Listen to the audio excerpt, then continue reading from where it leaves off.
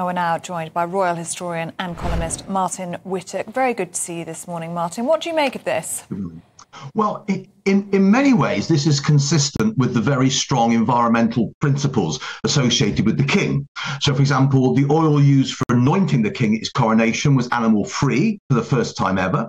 The coronation roll, that's the handwritten record of the coronation, recently presented to the king and queen, was produced on paper, not on parchment. That would have been from animal skin.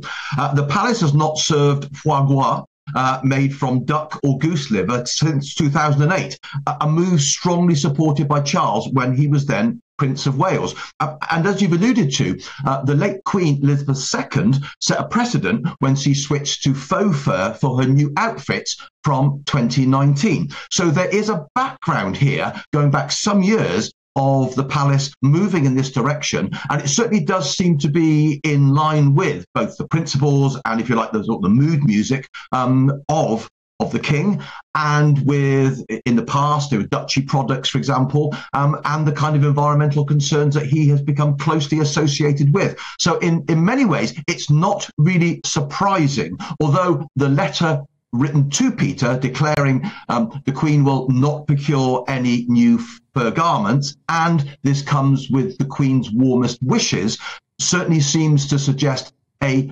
significant movement, acceleration of the process. It's interesting, though, that the International Fur Federation is saying it's not right. They don't criticise the Queen, but they do say it's not right for the royal family to be pressured by these activist groups. To be fair, it doesn't appear as though any pressure has been levied.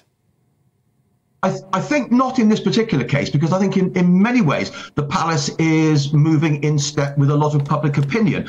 In 2020, there was a YouGov poll that suggested that 93% of the British population reject wearing real fur, 72% support a complete ban on the sale of fur in the UK, and in addition, 83% had never worn fur, another 10% have worn fur in the past, but no longer do so, and only 3% currently wear real animal fur. So although there has been some pressure on the palace, I mean, for example, in 2017, Camilla switched to fake fur hats after receiving criticism for wearing a Russian-style real fur hat for the Sandringham Christmas Day services. So there has been pressure. But on the other hand, I think this is very much coming from the values of the palace and from the king and queen. So it's not to say there hasn't been arguments, for them to do this, but I think in some ways it's been pushing at an open door, because I think the palace and certainly the king and queen are this way inclined, and the king has been for many, many years.